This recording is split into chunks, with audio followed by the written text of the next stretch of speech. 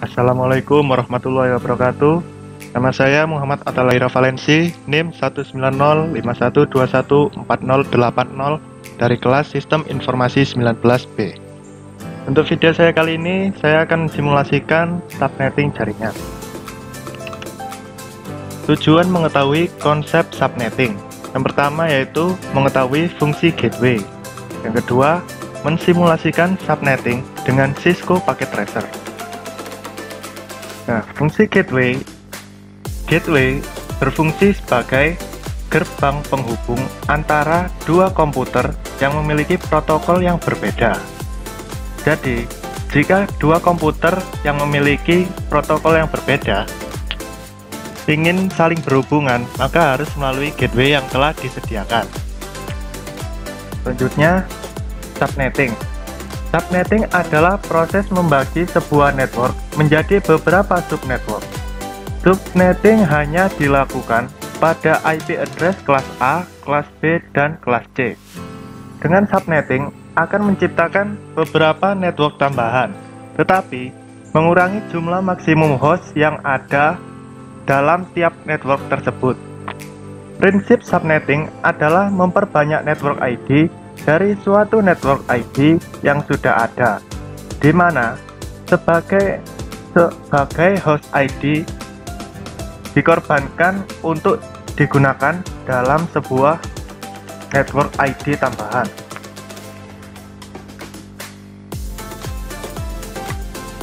Skenario percobaan. Skenario percobaan kali ini adalah dalam percobaan ini kita akan mensimulasikan dua subnet, yaitu lab 1 dengan net ID 192.168.1.0/26, lab 2 dengan net ID 192.168.1.64/26.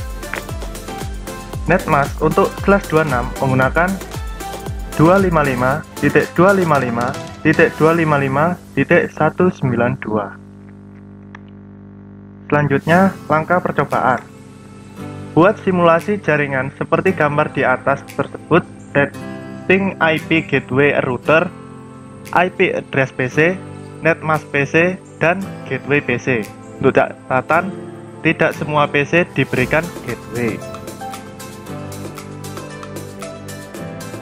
Yang pertama, setting router. Lab 1 terhubung pada Fast Ethernet 0. Sedangkan lab 2 terhubung pada Fast Ethernet 1.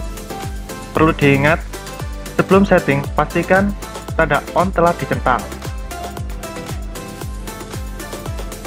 Untuk gateway lab 1 menggunakan 192.168.1.62/26. Karena menggunakan /26, jadi subnet masknya menggunakan 255.255.255.192. Begitu juga dengan lab 2. Tetapi untuk IP address lab 2 atau IP gateway-nya menggunakan 192.168.1.126. Selanjutnya, setting PC1. PC1 disetting menggunakan IP 192.168.1.1. Lalu gateway-nya menggunakan IP dari lab 1, yaitu 192.168.1.62. Selanjutnya, PC2. Sama seperti PC1, yaitu setting IP 192.168.1.2, dan default gateway-nya menggunakan 192.168.1.62. Ya, karena menggunakan /26, subnet masknya 255.255.255.192. Ini berlaku untuk semua PC. PC3. PC3 tidak kita setting menggunakan gateway. Catatan yang perlu diingat, PC yang disetting menggunakan gateway yaitu PC1, PC2, dan PC4. Ini hanya berlaku untuk percobaan kali ini. Di PC3 IP-nya 192.168.1.3 dan menggunakan /26. Selanjutnya PC4, IP-nya 192.168.1.65. Kenapa menggunakan 65? Selain karena 192.168.1.64 digunakan sebagai net ID, di sini net ID yang digunakan yaitu net ID kedua, yaitu 192.168.1.64 tersebut, dan langsung terkoneksi dengan gateway di lab 2, yaitu 192.168.1.126. Selanjutnya PC5.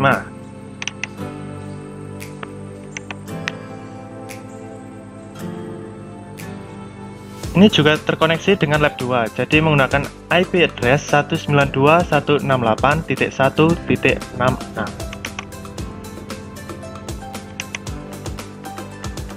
Sama dengan PC5, PC6 juga tidak disetting gateway-nya. Jadi kita setting IP address-nya 192.168.1.67. Langkah percobaan selanjutnya, setelah setting IP selesai, pindahkan mode ke simulasi, lalu buat skenario seperti berikut.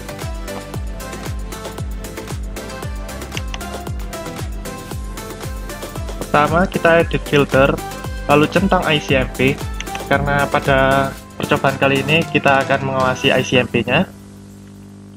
Percobaan pertama, kirimkan paket simple PDU dari PC1 ke PC3, lalu amati jalannya PDU ICMP-nya. Kita coba PC1 ke PC3, lalu kita next. Dari PC1 dikirimkan ke grid 1 atau lab 1, lalu disebarkan.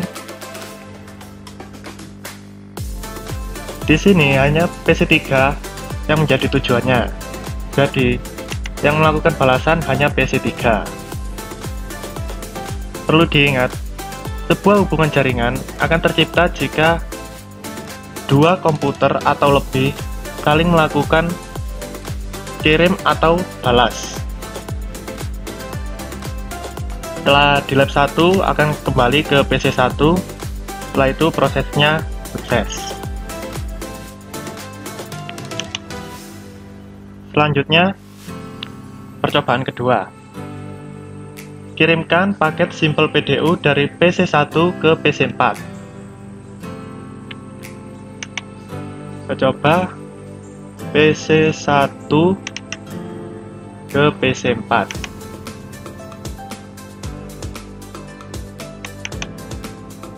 PC1 melakukan broadcast melalui lab 1, lalu masuk ke router melalui gateway 192.168.1.62. Di router akan carikan lokasi PC4 melalui gateway 192.168.1.126 karena PC4 terletak di lab 2. Setelah sampai di lab 2, maka akan dipecah ke seluruh PC yang ada, tapi yang akan melakukan balasan adalah PC tujuan, yaitu PC4. Nah, seperti yang dilihat, PC4 melakukan balasan kembali ke lab 2, lalu menuju ke router, kembali ke lab 1, dan masuk kembali ke PC1, dan sukses. Percobaan selanjutnya, kirimkan paket simple PDU dari PC2 ke PC5. Perlu diingatkan di sini PC2 terhubung ke gateway 1, sedangkan PC5 tidak terhubung. Ya, kita coba PC2 ke PC5. PC2 melakukan broadcast melalui lab 1, lalu masuk ke router.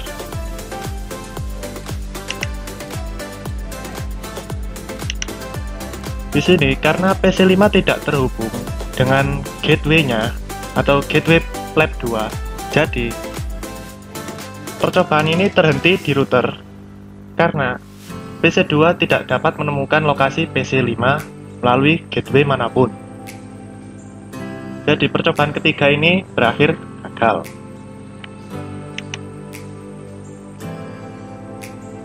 Selanjutnya, kirimkan paket Simple WDU dari PC3 ke PC6. Ya, seperti sebelumnya, perlu saya ingatkan, PC3 juga tidak terhubung dengan gateway PC1. Maksud saya lab 1 maupun lab 2. Dan itu juga berlaku pada PC6. Kita coba PC3 ke PC6. PC3 melakukan broadcast, tapi langsung ditolak karena tidak terhubung dengan gateway manapun dan tidak dapat menemukan lokasi dari IP atau tujuan manapun. Jadi sebelum mengirim ke gateway, di sini prosesnya sudah gagal. Oke. Langkah percobaan ketiga. Setelah selesai membuat simulasi pada poin 2, kembalikan mode ke real time, lalu coba lakukan tracing sebagai berikut. Kita kembalikan ke real time. Untuk melakukan tracing, kita coba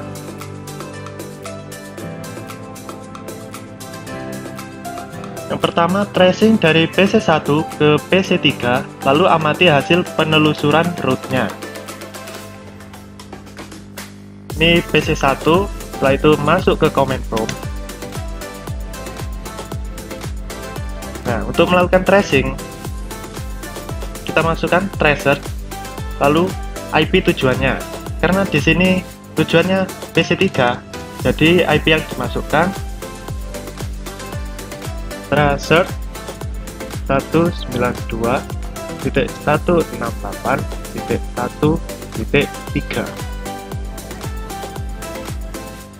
Di sini langsung ditemukan lokasi dari PC3 karena terhubung dalam satu jaringan atau masih dalam satu lab.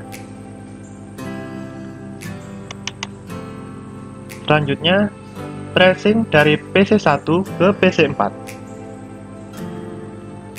Kita kembali ke PC1, masuk ke command prompt, lalu tracer untuk IP PC4 192.168.1.65.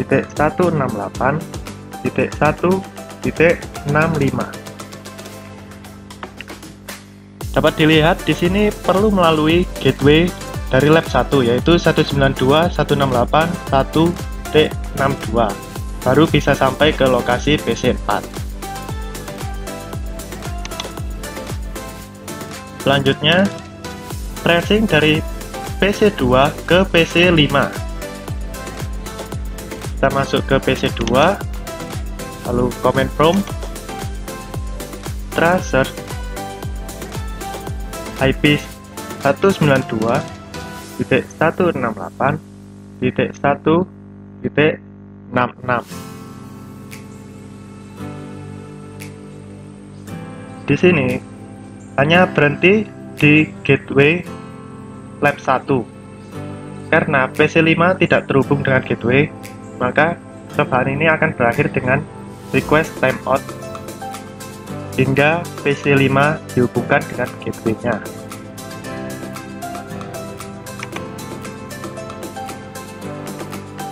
Yang terakhir, tracing dari PC3 ke PC6.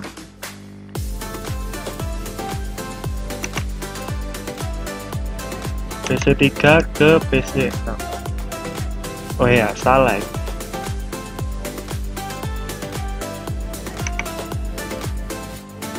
Masuk PC3, command prompt, tracer 192.168.1.67. Di sini karena IP dari PC3 juga tidak dihubungkan dengan gateway-nya, jadi akan langsung terjadi request timeout hingga PC3 maupun PC6 dihubungkan ke IP-nya masing-masing. Ya, sekian percobaan atau simulasi kali ini. Semoga info yang saya berikan dapat bermanfaat bagi kita. Lebihnya mohon maaf. Wassalamualaikum warahmatullahi wabarakatuh.